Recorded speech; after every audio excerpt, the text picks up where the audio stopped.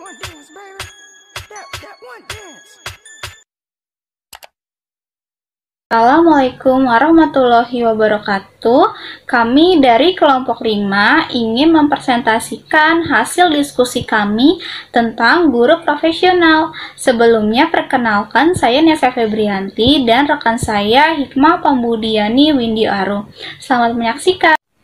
Di sini terdapat pengertian guru. Guru adalah pendidik profesional dengan tugas utama mendidik, mengajar, membimbing, mengarahkan, melatih, menilai, dan mengevaluasi peserta didik pada pendidikan anak usia dini, jalur pendidikan formal, pendidikan dasar, dan pendidikan menengah. Profesional berasal dari kata profesi yang mempunyai makna menunjukkan pada suatu pekerjaan atau jabatan yang menuntut keahlian, tanggung jawab, dan kesetiaan pada pekerjaan itu. Jadi, guru profesional adalah pendidik yang memiliki kualifikasi yang berkaitan dengan profesi pekerjaannya dalam meningkatkan mutu pendidikan, yang mana kualifikasi ini mempunyai pengertian yaitu suatu tingkat pendidikan minimal yang harus dipenuhi oleh seorang pendidik yang dibuktikan dengan ijazah dan sertifikat keahlian yang relevan sesuai ketentuan perundang-undangan yang berlaku. Selanjutnya di sini tugas guru profesional. Terdapat 3 tugas guru profesional, yaitu pertama tugas guru dalam bidang profesi. Tugas guru sebagai profesi meliputi mendidik. Mendidik berarti meneruskan dan mengembangkan nilai-nilai hidup kepada peserta didik. Mengajar berarti meneruskan dan mengembangkan ilmu, pengetahuan, dan teknologi kepada peserta didik. Sedangkan melatih berarti mengembangkan keterampilan kepada peserta didik. Kedua, tugas guru dalam bidang kemasyarakatan. Di sini guru harus dapat mendidik dan mengajar peserta didik menjadi warga negara Indonesia yang bermoralkan Pancasila, serta harus memberitahu bagaimana cara menerapkan nilai-nilai Pancasila dalam kehidupan sehari-hari sesuai dengan setiap sila. Terakhir, ketiga, tugas guru dalam bidang kemanusiaan. Dalam hal ini, guru harus dapat menjadikan dirinya sebagai orang tua kedua di sekolah. Guru juga harus menarik simpati dari peserta didik dan juga harus menjadi motivator bagi peserta didik dalam kegiatan mengajar. Selanjutnya, sikap profesional guru. Pertama, sikap terhadap peraturan, maksudnya guru itu harus mematuhi setiap kebijakan dari pemerintah seperti yang terdapat dalam 9 kode etik seorang guru. Kedua, profesional terhadap organisasi profesi. Jadi, guru secara bersama-sama memelihara dan meningkatkan mutu organisasi, yaitu PGRI atau Persatuan Guru Republik Indonesia sebagai sarana pengabdian. PGRI itu sebagai organisasi profesi memerlukan pembinaan agar lebih berdaya guna sebagai wadah usaha untuk membawakan misi dan memantapkan profesi guru. Ketiga, profesional terhadap tanggung jawab siswanya. Guru sebagai pendidik harus memiliki tugas untuk melayani peserta didik dalam kegiatan belajar mengajar di kelas. Selain itu juga guru diharapkan selalu mengasah potensi diri baik melalui bimbingan formal maupun informal. Keempat, merencanakan program belajar mengajar. Sebelum membuat perencanaan belajar mengajar, guru terlebih dahulu harus mengetahui tujuan dalam perencanaan tersebut dan menguasai unsur-unsur yang terdapat dalam perencanaan belajar mengajar. Kelima, menguasai bahan pembelajaran. Jadi, seorang guru dituntut untuk menguasai bahan atau materi pelajaran, karena materi pelajaran itu kegiatan yang sangat penting dalam kegiatan proses belajar mengajar. Maka dengan guru menguasai materi pelajaran dapat memperluas wawasan pada peserta didik. Keenam, melaksanakan atau mengelola KBM dalam pelaksanaan proses belajar mengajar. Kemampuan seorang guru dituntut pada keaktifan dalam menciptakan dan menumbuhkan kegiatan peserta didik belajar sesuai dengan rencana yang telah disusun dalam perencanaan. Guru juga harus dapat mengambil keputusan atas dasar penilaian yang tepat, apakah kegiatan mengajar dihentikan ataukah diubah metodenya, apakah mengulang kembali pelajaran yang lalu manakala para siswa belum dapat mencapai tujuan pengajaran. Terakhir, ketujuh, menilai kemajuan proses KBM. Setiap guru harus dapat melakukan penilaian tentang kemajuan yang dicapai para siswa, baik dengan cara pengamatan yang terus-menerus tentang perubahan dan kemajuan yang dicapai peserta didik tersebut. Selanjutnya, syarat guru profesional. Pertama, guru wajib memiliki kualifikasi akademik. Guru harus memiliki kualifikasi akademik atau pendidikan tinggi, minimal S1 atau D4. Kedua, guru wajib memiliki kompetensi. Kompetensi yang harus dimiliki oleh seorang guru adalah kompetensi pedagogi, kompetensi kepribadian, kompetensi profesional, dan kompetensi sosial. Nah, kompetensi pedagogik yaitu kemampuan seorang guru dalam mengelola pembelajaran peserta didik. Selanjutnya, kompetensi kepribadian yaitu kemampuan kepribadian yang dimiliki seorang guru harus berakhlak mulia dan berwibawa, serta menjadi teladan bagi peserta didiknya.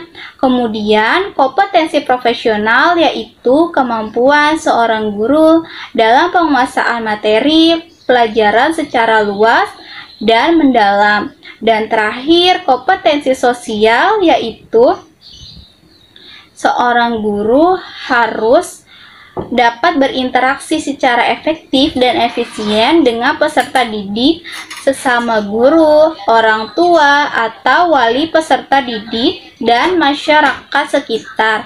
Ketiga, guru wajib memiliki sertifikat pendidik. Keharusan guru memiliki sertifikat pendidik merupakan perintah Undang-Undang Nomor 14 Tahun 2005 tentang guru dan dosen. Keempat, guru harus sehat jasmani dan rohani. Faktor kesehatan secara fisik maupun kejiwaan atau mental guru merupakan faktor penentu dalam melaksanakan proses pembelajaran. Terakhir, kelima, guru harus memiliki kemampuan untuk mewujudkan tujuan pendidikan nasional. Sekian presentasi dari saya. Selanjutnya akan dilanjutkan oleh rekan saya, Hikmah Pambudiyani Windy Arum. Assalamualaikum warahmatullahi wabarakatuh. Saya Hikmah Pambudiyani Windy Arum akan melanjutkan presentasi dari Nesa Febrianti. Selanjutnya ada ukuran dan kriteria guru profesional. Yang pertama ada latar belakang teori yang luas. Jadi maksudnya guru harus memiliki teori atau pengetahuan yang jauh lebih luas daripada peserta didiknya, karena pengetahuan atau teori tersebut yang nantinya akan dibagikan kepada peserta didiknya melalui proses kegiatan belajar mengajar di dalam kelas. Yang kedua, guru harus dapat diakui masyarakat dan memiliki dedikasi yang tinggi. Jadi, guru harus dapat diakui oleh lingkungan masyarakat setempat dan guru memperoleh dukungan juga dari masyarakat, serta guru mendapat status pekerjaan yang jelas di lingkungan masyarakat setempat. Artinya bahwa keberhasilan program kependidikan itu tidak lepas dari peranan masyarakat, dan guru yang memiliki dedikasi yang tinggi harus diberikan penghargaan sebagai upaya memposisikan guru sebagai insan pendidikan di kehidupan bermasyarakat dan bernegara. Yang ketiga, guru harus mampu merencanakan dan melaksanakan evaluasi. Jadi, sebelum melaksanakan kegiatan belajar mengajar, guru harus mampu membuat rancangan pembelajaran terlebih dahulu, karena rancangan tersebut yang nantinya akan membantu guru dalam mengajar di dalam kelas. Karena rancangan pembelajaran itu sangat penting bagi guru, agar proses kegiatan belajar mengajar di dalam kelas berjalan dengan lancar dan sesuai dengan rencana. Lalu guru harus mampu melaksanakan evaluasi, karena evaluasi itu sangat penting bagi guru untuk melakukan bahan pertimbangan terkait proses kegiatan belajar mengajar yang sudah dilakukan di dalam kelas. Apakah kegiatan KBM tersebut berlangsung secara lancar sesuai dengan rancangan pembelajaran atau tidak. Yang terakhir ada bersikap adil. Jadi guru harus mampu bersikap adil kepada semua peserta didiknya, karena kemampuan dalam memahami materi peserta didik itu sangat berbeda-beda, dan peserta didik juga memiliki karakteristik yang berbeda-beda juga, seperti misalkan ada yang nakal, aktif, dan pendiam. Jadi guru harus dapat memahami semua karakteristik peserta didiknya tersebut tanpa membeda-bedakannya. Faktor-faktor yang mempengaruhi guru profesional. Jadi yang pertama itu ada status akademik. Nah, martabat atau kedudukan guru itu dapat dilihat dari persyaratan formal maupun substansial yang dimiliki oleh guru yang bersangkutan. Semakin tinggi tingkat kependidikan guru, maka semakin banyak jenis kepelatihan yang pernah diikuti oleh guru, dan semakin tinggi juga status akademik guru tersebut. Yang kedua ada pengalaman belajar. Jadi dalam mengajar di kelas, guru itu kesulitan atau tidak mudah untuk mengorganisir peserta didiknya. Hal itu dapat terjadi karena kurangnya guru dalam menyesuaikan KBM atau kurangnya guru dalam menyesuaikan dengan peserta didiknya.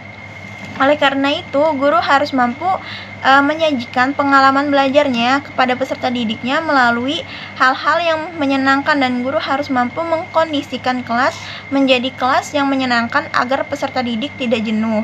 Lalu yang ketiga ada mencintai profesi sebagai guru.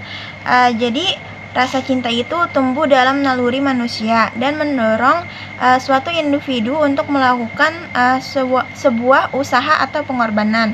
Jadi proses kegiatan belajar mengajar akan berhasil apabila guru tersebut mencintai profesinya sebagai guru. Yang terakhir ada berkepribadian. Jadi watak atau kepribadian guru itu menentukan keberhasilan peserta didiknya. Maka dari itu, guru harus memiliki kepribadian yang baik agar dapat menentukan peserta didiknya yang baik juga. Selanjutnya ada ciri-ciri guru profesional. Yang pertama itu, guru harus mampu memenuhi kompetensi dan keahlian inti sebagai pendidik. Perubahan zaman ini mendorong guru untuk menghadirkan pembelajaran abad ke-21, yaitu menyiapkan peserta didik untuk memiliki keterampilan berpikir kritis, kreatif, inovatif, berkomunikasi, dan mampu berkolaborasi. Yang kedua, guru mampu merawat jiwa sosial. Jadi maksudnya itu guru yang sesungguhnya adalah guru yang mampu menjalankan peran, tugas, dan tanggung jawab untuk mengubah peradaban bangsa atau menciptakan bangsa menjadi bangsa yang cerdas, berpendidikan, dan bermutu. Keempat, guru harus mampu memiliki keterampilan manajemen kelas yang baik.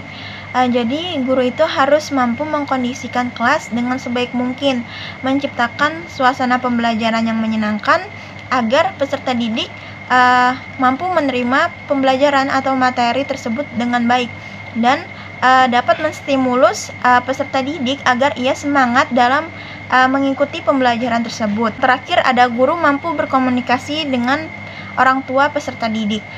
Jadi orang tua peserta didik itu berhak mengetahui perkembangan anaknya di sekolah. Oleh karena itu, guru harus mampu memberikan komunikasi yang terbuka kepada orang tua peserta didik. Ada aspek kompetensi guru profesional. Yang pertama ada kompetensi pedagogik. Jadi kompetensi pedagogik ini adalah kompetensi guru yang dimana mampu mengelola pembelajaran, seperti misalkan pemahaman terhadap peserta didiknya, rancangan pembelajaran, evaluasi hasil, dan pengembangan peserta didik. Kedua, ada kompetensi kepribadian. Jadi kompetensi kepribadian ini adalah kepribadian guru yang stabil, dewasa, bijaksana, dan menjadi teladan bagi peserta didiknya yang berakhlak mulia. Yang ketiga, ada kompetensi profesional, di mana kompetensi ini guru mampu menguasai materi secara luas dan mendalam, serta guru mampu membimbing peserta didiknya memenuhi standar kompetensi. Yang terakhir ada kompetensi sosial, di mana guru ini harus mampu berkomunikasi dan bergaul secara efektif terhadap peserta didik, sesama tenaga kependidikan, dan orang tua serta masyarakat. Sekian presentasi dari kami kelompok 5, kurang lebihnya mohon maaf. Wassalamualaikum warahmatullahi wabarakatuh.